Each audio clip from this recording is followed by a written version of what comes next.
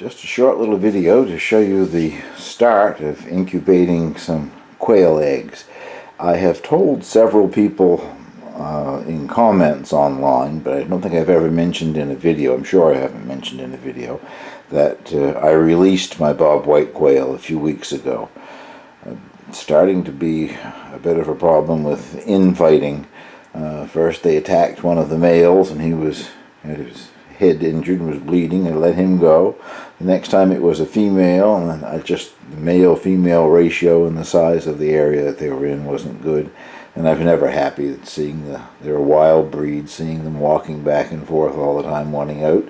So I released them, and they are being sighted everywhere. I have friends that keep telling me I have two that come in my yard every morning.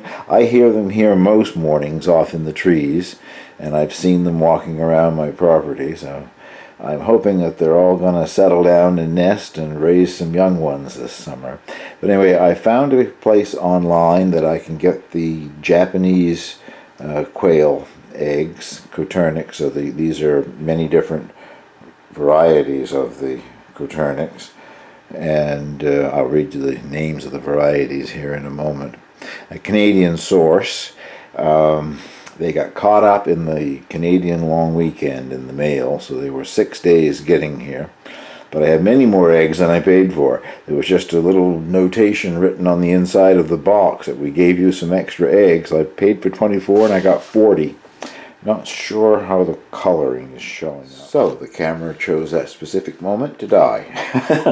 I hadn't been noticing that the charge was down in the battery and it just gave up.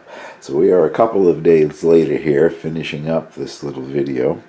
I wanted to mention the name of the company, not that I'm being paid to promote them or anything like that, but I was so pleased to find a Canadian source, which isn't an easy thing to do for a source that will ship you a variety of these quail eggs. And the company, for anybody in Canada who is interested, is called Spade and Feather, and their website is spadeandfeather.com. So that's that little promo out of the way. I don't know how many of each egg that I have. As I said, I got 40, and I only paid for 24, so that was very generous of them. And if you noticed in that last clip, I was very surprised at the color. Some of them almost had a blue tinge to them, so I don't know which are which or how many of which that I have, and I'm actually hoping that all 40 don't hatch. I'm sure they won't because of the length of time that they've been in the mail and whatever before they got here, but hopefully we'll get enough out of it.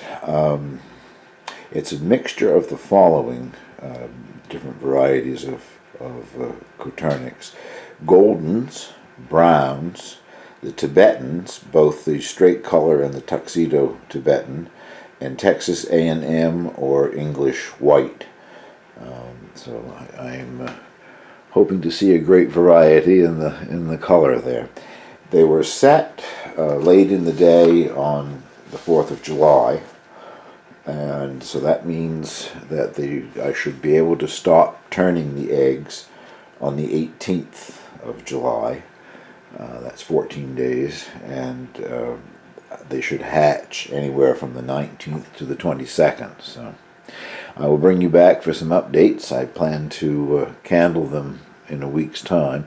I've never candled quail eggs before. I suspect it might be a bit difficult, but I'm going to give it a try anyway after a week. If there's some that obviously are not developing, I'd like to get them out of there. So, and the incubator, I guess I didn't mention. I think you can see the eggs down in the thing. It is a Brincia Octagon Echo, and I think 20 is called or something like that. But it's the one that is their medium-sized incubator. It will hold 24 average-sized chicken eggs, and obviously no problem at all with 40 quail eggs, and I could probably put 20 more in there, I guess, if I ever had the need to. So stay tuned for more updates on the quail. Thank you for watching.